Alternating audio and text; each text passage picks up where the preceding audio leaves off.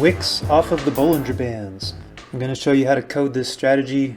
I'm also just going to show you how to identify it with the naked eye. This is the upper Bollinger Band.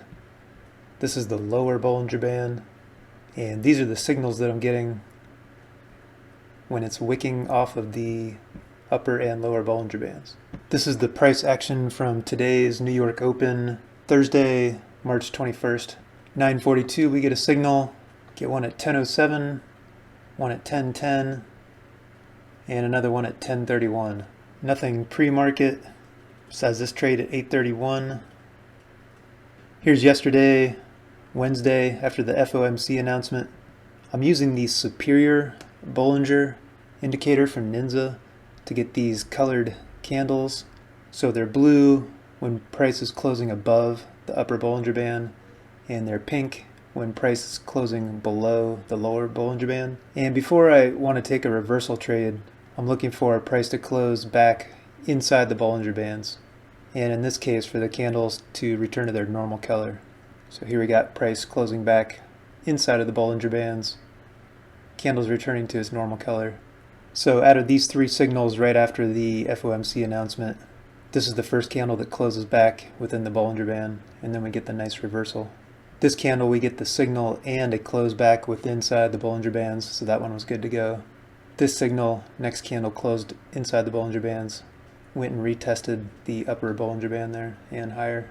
And this was yesterday morning, Wednesday morning, New York session, a little bit more choppy. Still got a good signal. 9:31 right after the open. Here's our first close back inside of the Bollinger Band. Get a nice move down to the lower Bollinger Bands and below.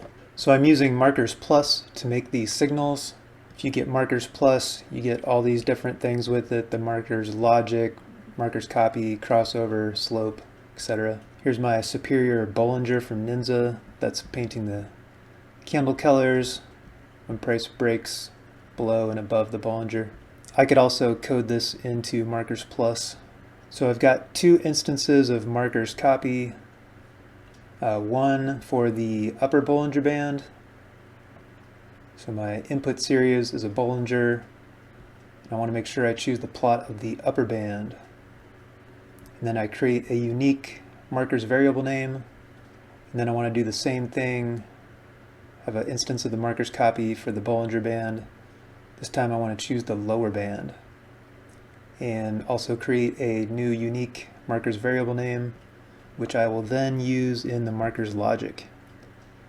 I've got two instances of the markers logic, one for the shorts, red diamonds, and one for the longs, the green diamonds. So for the logic, for the longs, the wick bot of the current bar is greater than 5. And this is a NQ 1 minute chart. So if you're trading a different instrument, you might want to play around with these settings. Even if you are trading the NQ, you might want to play around with these settings. Especially if you're trading a different time frame, you'll want to play around with the point size for the wick top or the wick bottom. Second condition is the high of the current candle must be greater than the lower Bollinger Band. This is where we insert our markers variable name for the lower Bollinger Band in the instance of markers copy. And we want the low of the current bar to be less than the lower Bollinger Band. So basically we want this candle straddling the lower Bollinger Band. We want the low to be below and the high to be above. And then we also want this wick bottom to be greater than 5 points. In this case, the wick bottom was not greater than 5 points, so we did not get a signal there. For the shorts, I want the wick top of the current bar to be greater than 5, and I want the high of the current bar to be greater than the upper Bollinger Band, and the low of the current bar to be less than the upper Bollinger Band. So here we have the high and the low of the current bar. The high is above the upper Bollinger Band, the low is below the upper Bollinger Band, and the wick top is greater than 5 points. So we get this red diamond for a short. And if we wanted to get even more stringent with our definition of wicking off of a Bollinger Band, We could have the open and the close of the current bar be greater than the lower Bollinger Band, or we could have the open and the close of the current bar be less than the upper Bollinger Band for the shorts.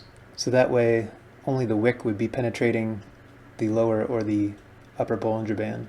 But I'm finding that these calculations give me some good trades, and I'm catching some things that I might not if I was more stringent with my definition of wicking off the Bollinger Band. So that's it. Another way to get some quality signals using Markers Plus, and or just throwing some Bollinger Bands on your charts and looking out for bigger wicks when you're up near the upper Bollinger Band or down near the lower Bollinger Band, and then waiting for a close back inside of the Bollinger Bands. There's links in the description to all these different toys that I'm using in my day-to-day trading. And if you want to try out some of these techniques at Apex Trader Funding and try to get a funded account, they're having an 80% off sale until March 27th. You can use the code MonkeyMan. Links in the description for that too. Hope you got some good ideas for your own trading. Thanks for watching. Have a great day.